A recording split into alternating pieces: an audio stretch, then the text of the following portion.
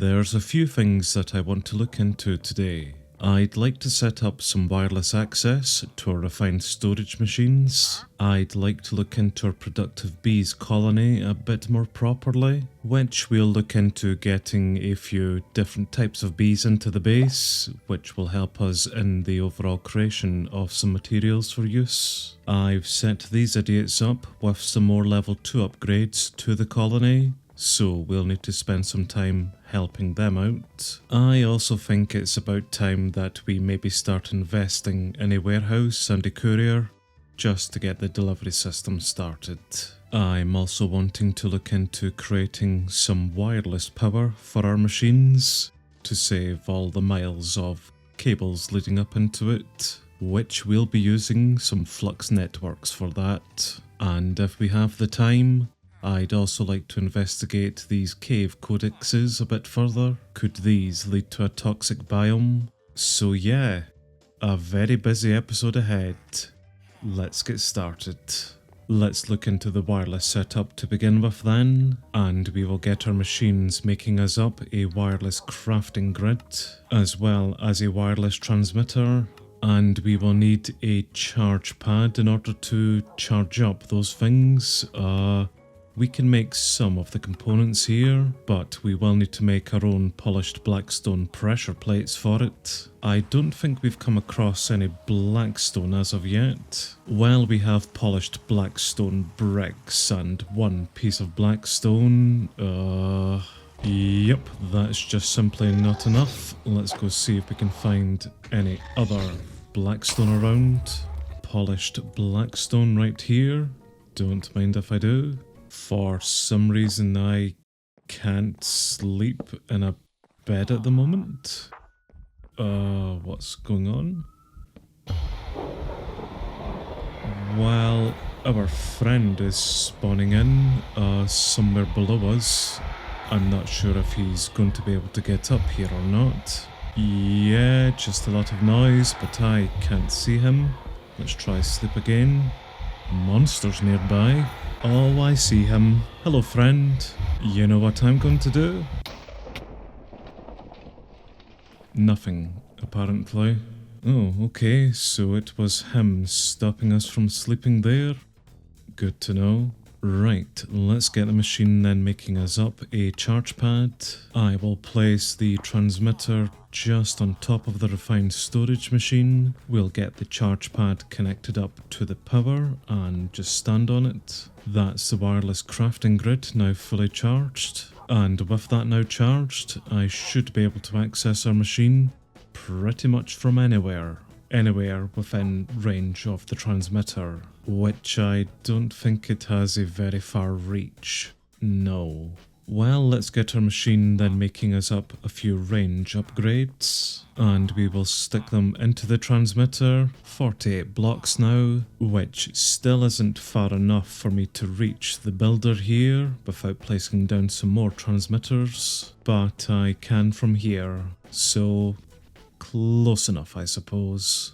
The builder is working on a level 2 upgrade to the mine at the moment, and of course will request in all of the items towards it, which I should have already taught those to the refined storage machine, so we'll just get it making it for us. So there we are, that's everything you're going to require then for the level 2 mine. Nice and simple whenever I don't need to run around everywhere for those things. Just a shame that I can't stop the bloody baby Endermen from ending all of their lives. The bees are up next, and I would like to start breeding up some quarry bees, silicon bees, obsidian bees, glowing bees, and maybe some flux dust bees, depending on how we breed those. We will require in a chocolate mining bee and a digger bee in order to get a quarry bee. Those two types of bees spawn in either a stone or a sand nest, so long as I can put some treats into them. Well, I can't, the sand one's here. Maybe the sand nest has to be out here within a desert. Yep, those seem to be okay. I will return to these a bit later on to see if any bees have spawned in within them, but I did see that the builder had just finished off with the level 2 mine upgrade. Let's maybe get them upgrading the forester to level 2 next. I need this building here in particular up to level 3. So then we can unlock the sawmill build, which should automate the creation of wooden parts for the colony for us. Let's also look into creating a warehouse then, and some couriers. We are unfortunately going to have to go a little bit further into the jungles here for some room. Yes, quite a lot of room actually. These buildings are pretty big, but this is the warehouse here, which I think I've set up right. And unfortunately, it is outside of the colony. Right, we may need to rethink placements then. Well, it was a bit more difficult than I thought to find a place for it, so we are a bit closer to the colony than I would like, just meaning that everything is going to be very, very close together. But this warehouse in particular is bloody massive, so finding it a space has been quite tricky. Regardless though, we should be able to place it here, and we will get the builder coming out to construct that for us after they've upgraded the forester's hut. The courier, on the other hand, is a much smaller building, so I will just set it over here, which I think is just behind the restaurant. We will require in a lot of couriers, so we'll find a space for them eventually around here, just as we expand out a bit more. And we are back to not being able to sleep, unfortunately, so our friend is once again holding up progress here. Lots of scary noises, lots of scary music. Could we just hurry up and get this done with already? Thank you. Whereabouts are you spawning in? I actually reckon I'm pretty safe here within the base. Oh, or maybe not. You know what? Let's just get the hell out of here. That sounds like him destroying my base. Well, we survived it. Very pointless, but at least we survived. And what did he break there? A few pieces of clear glass and my doors. What an absolutely rude bastard. This is going to take me forever to fix up. Actually, did he do anything up here by spawning in? Everything does still seem to be intact. Let's quickly then check in on the bees, see if anyone has spawned in. Well, it sounds as if we may have some occupants. Not sure about the ones out here, although I could have sworn I'd just seen a bee over here. Well, something went into the nest. A chocolate mining bee. That's one part of the puzzle. Now all we need is a digger bee in order for us to make up a quarry bee, which we also have that here as well within the stone nest. Good, so we can breed up some quarry bees and get things out like sand, cobblestone, all of that stone related nonsense. A silicon bee is next on the list, which we will need a nomad and a reed bee. The nomad bee has an interesting spawn behaviour. We require a ashy bee that comes out of one of these sand nests, and eventually the nomad bee will basically take over that nest, so we just need to repopulate these nests here, get out an ashy one and just wait. I'm kind of hoping this storm just remains out here within the desert. I'm going back home.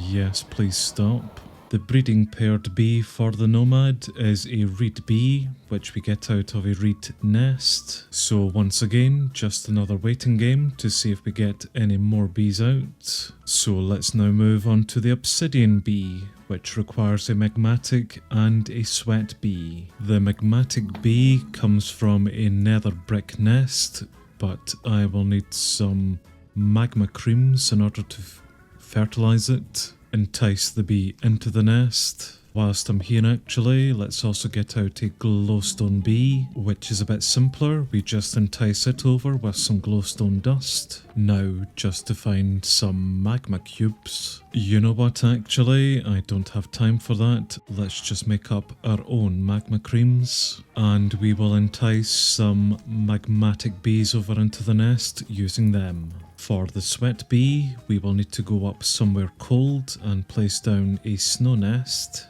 which to our own detriment, me and my ex-kangaroo do know of a snowy place relatively close to us. I'm not entirely sure where is best to sit this nest down.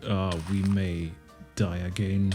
Yes, I know game, I know, I am trying to get out. Let's just see if I can set that there and entice a bee into it.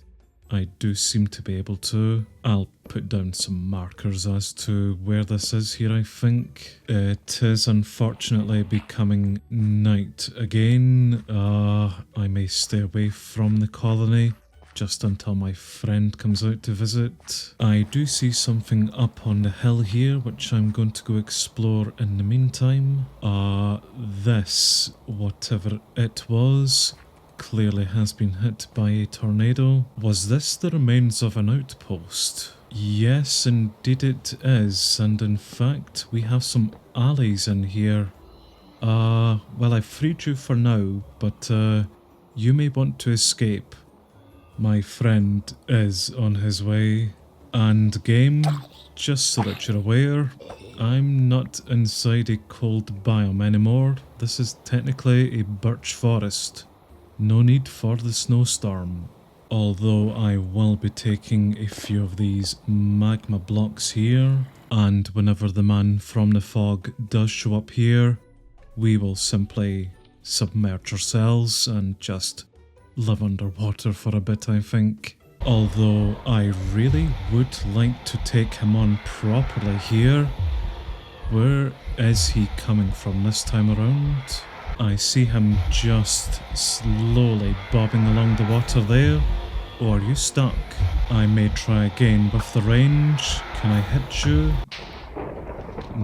Okay, so every time we hit him with range, he disappears. Good to know, I suppose. Well, I've returned back to the snow nest, and we do indeed have a sweat bee spawned from it. I may just simply capture you at the moment, then take the nest. Or break the nest, same difference. The magmatic bee hasn't yet shown itself, but the glow bee certainly has. It was just around here. Yes, there he is. So I think we will just capture that as well. Right then, little magmatic, where have you gone to? I think I may go searching for some magma cubes, just for a few more creams and speed this process up.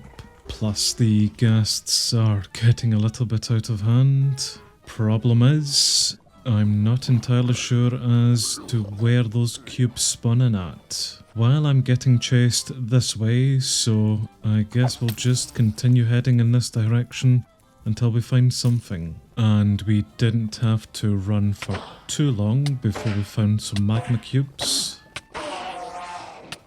As well as these bloody irritating endermen. Right, you little chaps, quickly just die for me, give me your cream, and of course I can never escape you guys, can I? Well, that should be plenty then, to entice these little guys in. Yes, indeed it was, but it's set itself on fire. I mean, I suppose it is made of magma, so that shouldn't be too much of a issue for it. How are we looking on the Ashy and Nomad bee front? I don't hear anyone inside of those nests. Although I do hear a nest here. Let me see if I can take that up. And that does have a Ashy mining bee within it. So could I just take this nest back, leave it here at the colony? Maybe a nomad come and overtake it. I don't have a clue about that. If not, we will take it back to the desert How are we getting on then with the reed nest? No occupants within it at the moment, unfortunately. Well, let's just simply deal with what we have then. So we do have a glowing bee, which is essentially an infinite source of glowstone dust. We also have the magmatic and sweat bee, which I should be able to breed together, and that will produce us the obsidian bee. So there is an infinite source of obsidian for us. The chocolate mining and digger bee should breed together to give us out the quarry bee, which is our source of infinite stone, sand, gravel, all of that stuff. We are still waiting on a reed and a nomad bee in order for us to make a silicon bee, which isn't too important because we do have the slimy bees, which we could make silicon up from the slime balls. And I have had a look into the flux bees and how we create those, which is way too complicated for where we're at the moment. So in order for us to create some flux dust for our flux networks, we're just going to need to do it the old-fashioned way. We are going to require some bedrock in order for this to work, so we are unfortunately going to have to brave the spore infested cave systems just to get a bit further underground. Still nothing spawning down here at least, so we are still relatively safe on getting down here. Oh well, clearly I spoke way too soon. That is a spitter hitting us at the moment. If I could even get to it. Right, you. That's enough. Okay, so things clearly can still spawn down here. Let's maybe tread slightly more carefully. And we clearly have reached a point where everything can spawn in a bit more readily here. Right, a little bit further down and we should be a lot closer to bedrock. And by the looks of it, we are pretty much at as deep as we can get. Without mining, that is.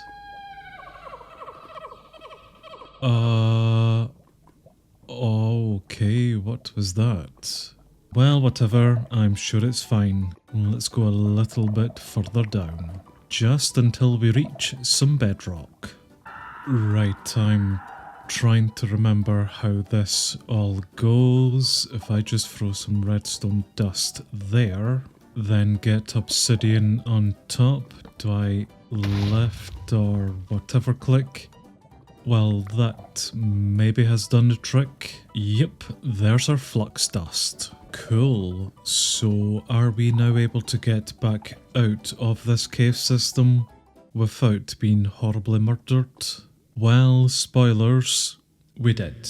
So let's look into making up some flux networks then, which we are going to require a flux controller, which will require some flux blocks, and they are going to require some flux cores. We will require some basic storage for this as well, alongside some flux points and flux plugs, which the refined storage machine now knows how to make all of that, although we will need a few more blocks of obsidian, just until we get the obsidian bee up and running, and a few more blaze rods to make some eyes of ender.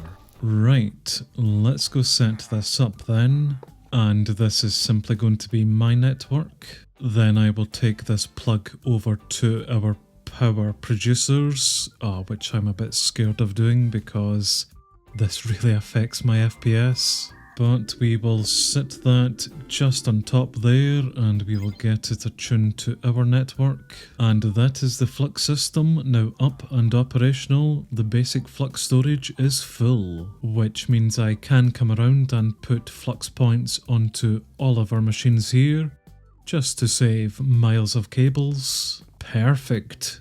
Wireless power. Well, I think that's pretty much everything that I wanted to look into here today, all with exception of the Toxic Codex, which I think is going to be an adventure and a half just by itself, so we'll leave that till next time.